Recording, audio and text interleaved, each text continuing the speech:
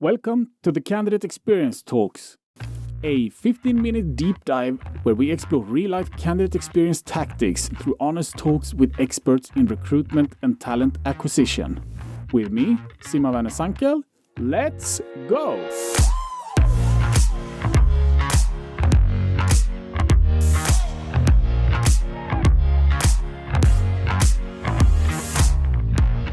In this episode, Joel Singer from Wise Group has spent his last year in creating astonishing experiences for brands like Nike, Unilever, and Marshall. Last, he was in the hotel business, and that has taught him that everyone in the organization needs to work for the brand and experience. In today's episode, he will talk about the power of Net Promoter Score and that candidate experience need to catch up and be seen as important as customer experience. Hi, Joel, and welcome to the Candidate Experience Talks podcast. Hi, Simon. Good morning. It's a pleasure to be here. Yeah, thanks for joining us. So this will be an episode where we will learn from you, Joel, because you have a long background, worked many years in achieving a great customer experience, and I know that you have some great tips how things you can bring into the candidate experience work as well. So. You have a long experience, and I know you started working at Nike with the customer experience. Can you tell us a bit about what you did at Nike and what you learned there? Yeah, so a couple of years back, I worked at Nike, first as a key account manager, and later on I worked at the European headquarters in the Netherlands, where I had a product and marketing responsibility for a couple of markets and product categories. And what you learn very early at Nike is that you need to obsess the brand. And the second thing is you need to love the consumer. It's the end consumer that actually decides and dictates, how we work and what we do. So customer satisfaction is everything. It's very much the basics and the center of what Nike does and what they try to deliver. Do you have some examples? You say that the experience is everything and the end customer is everything. How was that implemented at Nike? I mean, it's in the walls. It's like the Matrix. It's incorporated into everything you do. So you always take customer experience into account. When they work omni-channel, whatever channel they work in, you should get that kind of Nike experience. If it's in physical retail, if it's in online e-commerce platforms, you should always feel the same Nike presence. It should always be the same feeling. You should feel like a part of the brand, whatever touch points you interact with. So I would say it's integrated into everything that they do, from product design to user experience in all platforms. That's great to hear and lovely to hear. So it's about creating that community and creating those fans out there. And I know that Nike has fans. I know that they do that a lot, and their competitors as well, I think one can say.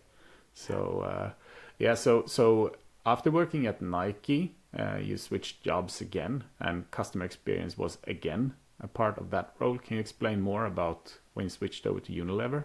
I mean, like you said, basically every time I changed jobs, I also changed category or industry. So I went from sporting goods, from one of the biggest global brands in the world, to another very big brand, but within FMCG, a little company called Unilever, which has, I think, over 400 global brands. And at Unilever, I was responsible for products within the foods category with the ambition to improve people's health. So my yearly goal was to save potentially 500,000 lives by selling the products that I was working with. And customer and consumer experience, I mean, it was very much into the details of, let's say, artwork and packaging, but I think the most important was that the products actually delivered what we promised, that the taste was fantastic, that the total, you talk about stuff like palate, like how does this product feel on your tongue, in your mouth? What does it smell like? What does it taste like? So you did all these kind of tests and surveys with consumers to understand if it really delivers on the promise that you say. And that had to be reflected in everything we did, like from marketing. So when we did collaborations with external parties, or if it was a in-store testing of a product or a demo, we had to always deliver on that promise. So consumers were always like in the back of our minds, but also like that was the vision. And it's not only about how did this product taste, it's also like what we're trying to say. Is it easy to understand? And I think I learned very early that when you communicate to consumers, it should be that easy that your mom or your grandma would understand. If they don't, it's too complicated. And I think that goes for anything. If it's a headphone packaging, if it is a PR communication, or whatever kind of marketing you do, it should be so easy to understand that my now late grandma would understand what we're trying to communicate. I understand. So establishing the customer experience, both from Nike and Unilever, it's like the matrix. It's getting it to be part of everything is important, and I think candidate experience can learn a lot from that. I know that of course customer experience started a lot earlier, but it's very good to, if you're working with candidate experience, it's good to look at the customer experience and how companies work with that. I would say you can definitely get some tips and tricks from that and learn how you can establish it in your company. Yeah. So, yes, you worked at Unilever. It was a bit different from your role at Nike. And then you started working in the hotel business, or at, was it Sound Industries first? Yeah, before that it was Sound Industries. So again, changed industries and went into consumer electronics. I had no idea what the hell I was doing, but I just said, well, it's a fantastic opportunity, strong brand, so let's do it. And got into the role of global brand director for Marshall headphones and speakers. At Sound Industries, I mean, everything it's all about meeting expectations and delivering the best possible products that we could. So we did everything from like concepting a product. So what should these pair of headphones include? What's the battery life? What's the ergonomics? How should they feel? What's the sound? What's the acoustic characteristics? What should the price be? Is it competitive? Etc., etc. And in order to launch and deliver a really strong product, we had to know what the consumer would think about it. So we did a lot of pre-launch tests. And something we also did a lot was obviously PR, where earned media was our strongest kind of method or weapon, because you can never manipulate a PR review. I mean, some do, but we never did. So any review we got was totally honest. And when you get Times Magazine to write something like the sexiest home speaker on the planet, I mean, that's pretty good, I would say. So yeah. We worked a lot with that. Consumer experience was all the time in focus and very centric in our work. When delivering or launching a product, the consumer was always in mind and in the center of everything. So you had some kind of tests group where you could test all these things, from price to packaging to design, and to create that sexy product that Times Magazine would write about. Definitely. And we did everything in-house. So everything from the first time I wrote a concept on a future product development, we had everything in-house. We did like 3D printings of a possible product. How should it feel? How should it look? We had so many workshops on the leather, the quality, the color. Should the headphones be flexible? Are they intuitive? Are they easy to use? So when you press on, does it work? How does the knob here on the side work? Etc. So we did all kinds of like millions of tests for each launch to really make sure that the user experience was up to par. Okay, so we've been chatting about your 3 first jobs here that were related to customer experience. And I would say when you're talking about customer experience, you're talking on a detailed level, I would say. Is that important? I think it's very important. And like if we go a bit forward now in time, and when I changed jobs again, it became even more evident.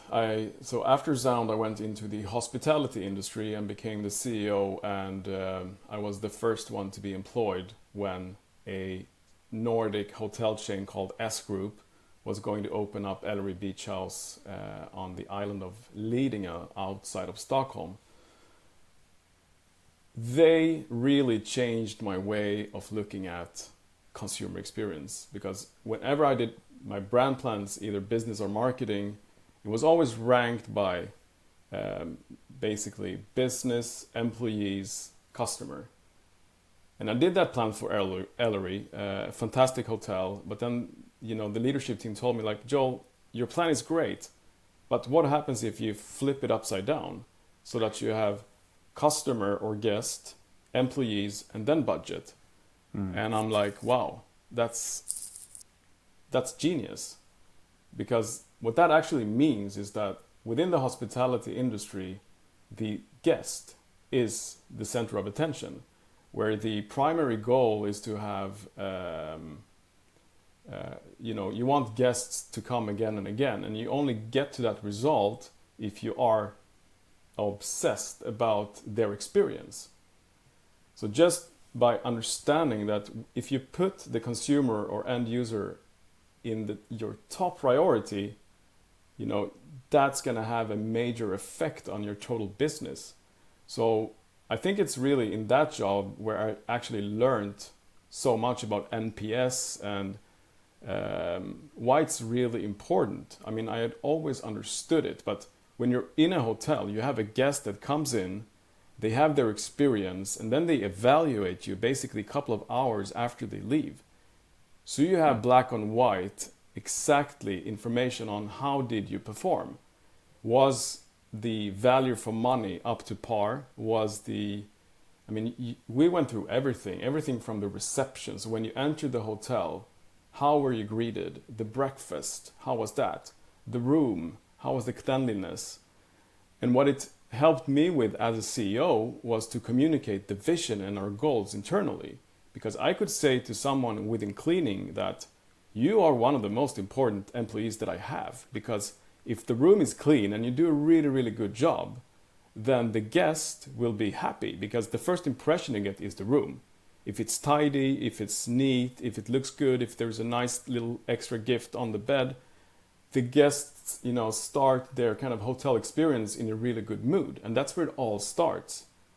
So I explained to the staff within cleaning that you have one of the most important jobs here.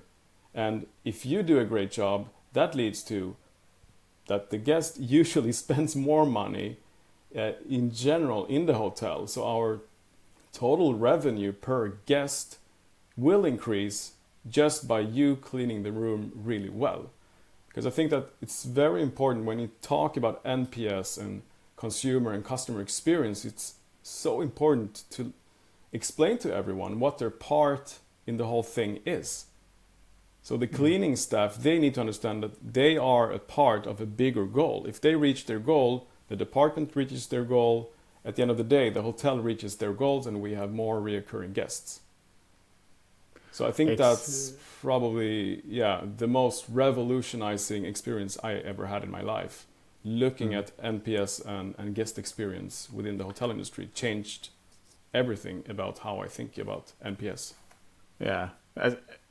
As passionate about candidate experience, I'm thrilled to hear about all of these experiences and how you also evolved during your different roles. So, but your role now is working with customer experience and candidate experience at Wise Group. So, what experiences did you bring into that role relevant to candidate experience?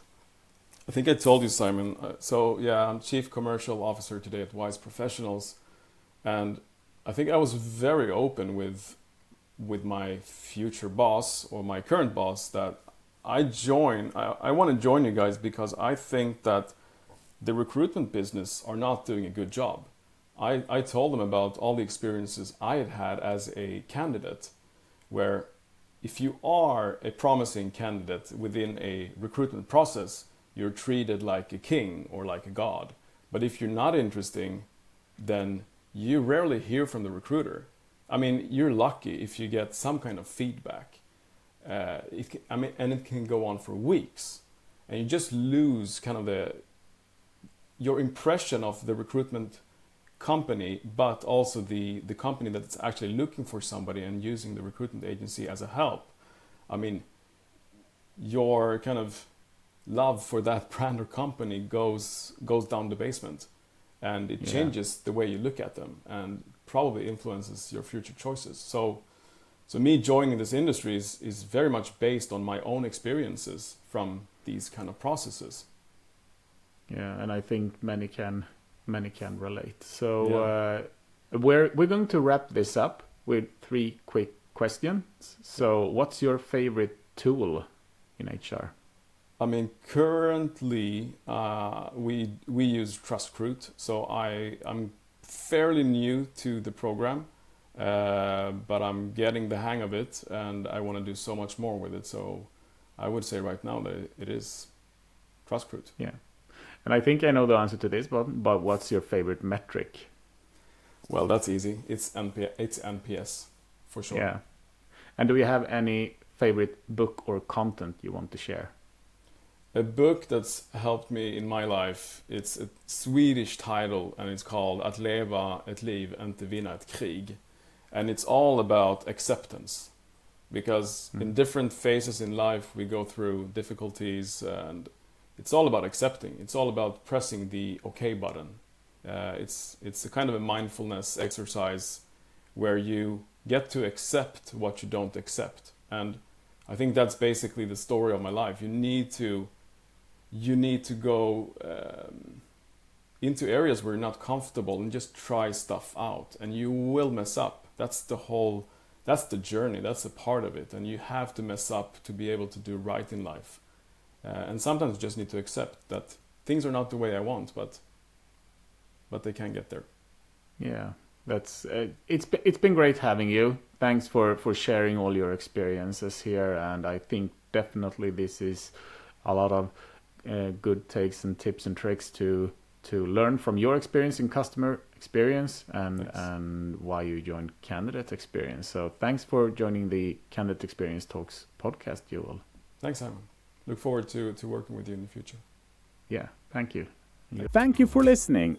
If you liked it, join our Candidate Experience Talks community on LinkedIn, where we share exclusive guest content, discussions, and full video episodes of the show. Search for Candidate Experience Talks on LinkedIn and you'll find the community. Don't forget to subscribe in your podcast app. Until next time, take care and turn those candidates into promoters.